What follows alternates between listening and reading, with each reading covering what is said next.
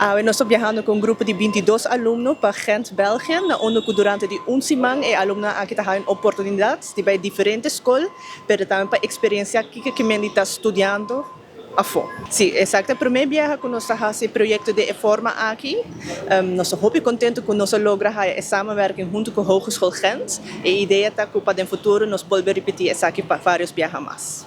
Wel, a ideia eigenlijk bem para adiante, nós temos a oportunidade de na escola que está colaborando junto com Erasmus Plus, para assim chegar na fundo e oportunidade e network para a escola não afo.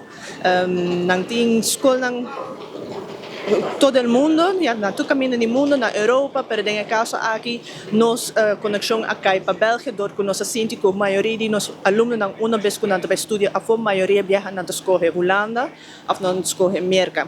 E agora, ora que nós estamos papiando, nós pensamos que a Bélgica é lugar que está cerca de Holanda, e que agora é bom país para nós, para muito não por experiência, que é esse que men ora que nós estudamos, que não por antecipar ora que está assinalado.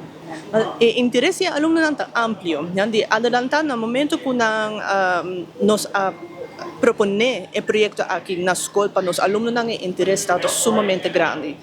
Lamentavelmente nós não podemos cultura muito não, então nós vamos fazer uma seleção para esse motivo a 22 alunos, mas não interesse em diferentes áreas. Nós muito não que tem interesse para fazer técnica, muito não que tem interesse para fazer gezondheidszorg, ICT, graphic design, nós muito não que tem interesse para economia e também holandês e tudo isso na opleidingen não que nós para visitar, mas também echt participar como se for com um aluno na escola em um mês.